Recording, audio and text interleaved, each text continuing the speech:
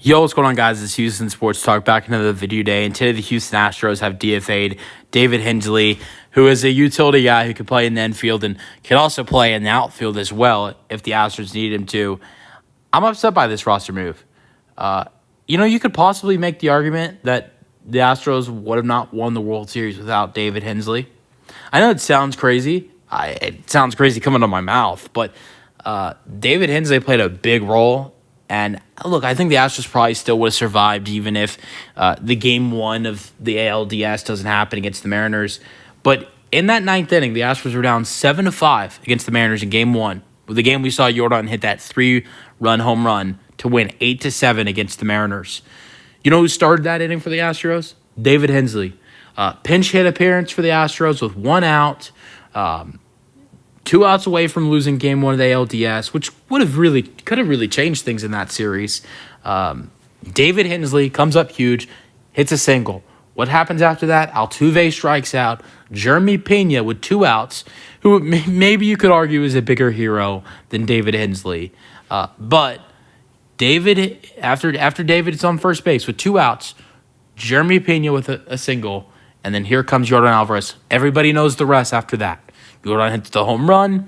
The Astros win game one, 8-7. The Astros end up sweeping the Mariners in 3 games and eventually move on against the New York Yankees, sweep the Yankees 4-0, and win their first 7 games of the playoffs. And, of course, what happens in the World Series? The Astros take down the Phillies in 6 games. But who knows if Hensley doesn't get that hit right there, then after Altuve strikes out, there's 2 outs. Jeremy Pena gets a single. Who knows if Jeremy Pena is able to get a single with no one on and 2 outs? Maybe he doesn't have the confidence to do that. I don't know. Pena was going crazy in the postseason in 22. So let's imagine he gets a single.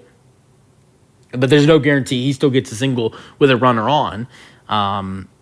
If he does that, Jordan comes up to the plate. It's probably a different mindset for Jordan as well, because he's not coming up to the plate to win the game. He's coming up to the plate to tie the game.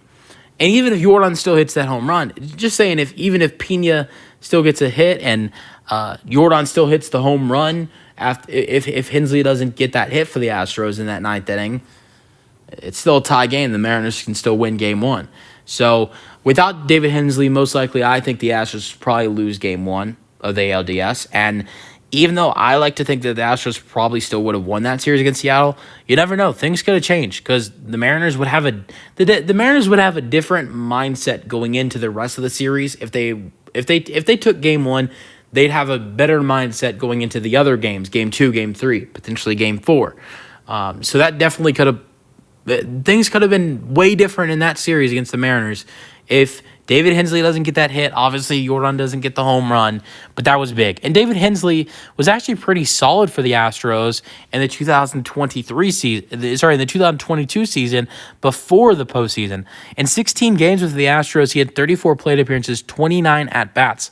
He had 10 hits with 7 runs scored, 2 doubles, 1 triple, 1 home run, 5 RBIs. He walked 5 times. He only struck out 6 times. His batting average was .345. His OPS was 1,227. So he was doing amazing for the Astros in the 2022 season before the postseason arrived. And that's why he made the postseason roster. And, of course, he showed, hey, I should be on the postseason roster because, he did great. In that moment, he went 2 for 8 in the postseason for the Astros, and in the 2023 season, that's when things got rough for him. In the 2023 season, he only had he played 30 games. He had 94 plate appearances, 84 at bats, 10 hits, scored 12 runs. He had 1 double. He had 1 home run, 3 RBIs. 1 stolen base, 10 walks, struck out 35 times. He had a batting average of 120, an OPS of near 400. So things were really rough for him, And he got sent down to the minors at AAA many times.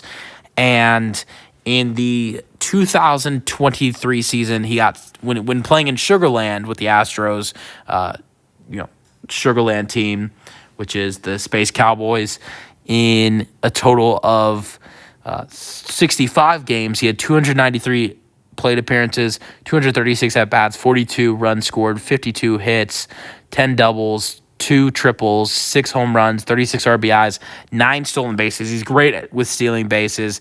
He also had 54 walks, striking out 82 times. He had a batting average of 220.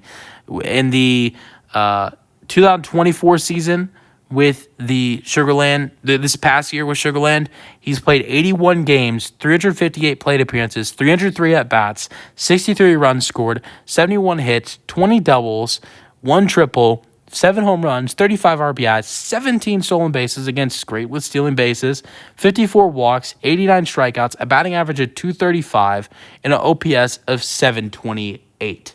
So he's been great. He hasn't been great, but he's been very solid this year in Sugarland. And it upsets me that the Astros have DFA'd someone who they have not given a chance in the major leagues in 2024. This is someone who was great with the Astros in spring training this past year. He's been good in the minor leagues, but they completely don't give him another chance with the Astros major league team. But you know who does stay on the 40-man roster and stays with the Astros? Greg Kessinger, someone who doesn't have a hit this year.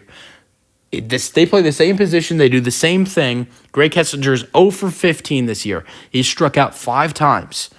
He strikes out in every at bat of 3.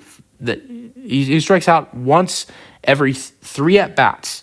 So, but he's still on this 40-man roster, even though he's 0 for 15 this year and has been absolutely terrible.